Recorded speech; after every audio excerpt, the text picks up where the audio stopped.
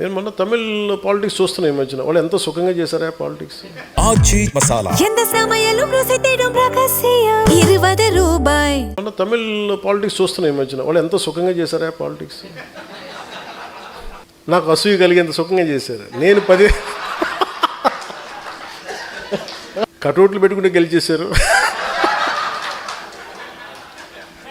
అలాగే కటౌట్లు హలోగ్రామ్స్ పెట్టుకుంటే బాగుంది. అలాగే చక్కగా సీఎంలు అయిపోయారు. నన్ను 15 సంవత్సరాలు రోడ్డు మీద దేకిచ్చినా కానీ. சிஎம் தளபதி விஜய் அவர்களுடைய வெற்றியை பற்றி பவன் கல்யாண் அவர்கள் எதிர்வினையாக பேசியிருக்காரு. நான் 15 வருஷமா ரோட்டில் அலைஞ்சு தெரிஞ்சிட்டு இருந்தேன்.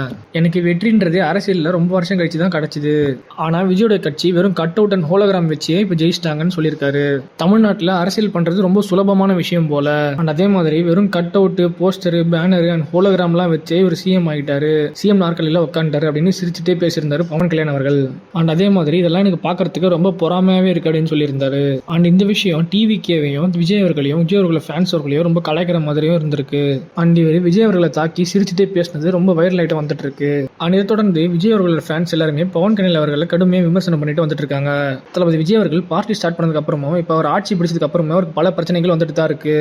அண்ட் அவர் எலெக்ஷனில் ஜெயிச்சதுக்கு அப்புறமும் கூட அவரால் மெஜாரிட்டி காட்ட முடியலன்றதுனால நிறைய பிரச்சனைகள் அவர் ஃபேஸ் பண்ண வேண்டிய சுச்சுவேஷன் அமைஞ்சது. அண்ட் இவ்வளோ ப்ராப்ளம்ஸ் தாண்டியும் இப்போ சிஎம் ஆகியிருக்காரு தளபதி விஜய் அவர்கள். அண்ட் இதை தொடர்ந்து தளபதி அவர்களும் சரி பவன் கல்யாண் அவர்களும் சரி அரசியலுக்கு வரதுக்கு முன்னாடி சினிமா உலகத்தில் பெரும் ஸ்டாராகவே இருந்தாங்க. அண்ட் இவங்க சினிமாவில் நடிச்சிட்டு இருந்த காலத்தில் இவங்க 2 பேரோட படத்தையும் மாற்றி தமிழ்லையும் தெலுங்குலையும் ரீமேக் பண்ணிட்டே இருந்தாங்க. இதை பார்க்கும்போது தமிழ் சினிமாவோட ஆடியன்ஸ் எல்லாருக்குமே இவங்க 2 பேரும் ஒரு நல்ல ஃப்ரெண்ட்ஸ் அப்படின்ட்டு அந்த காலத்தில் ஒரு பேச்சுவாக்கு போயிட்டு இருந்தது. ஆனால் இப்போ இந்த ஸ்பீச்சை பார்த்து பலருமே ரொம்ப அதிர்ச்சியில் ஆழ்ந்திருக்காங்க.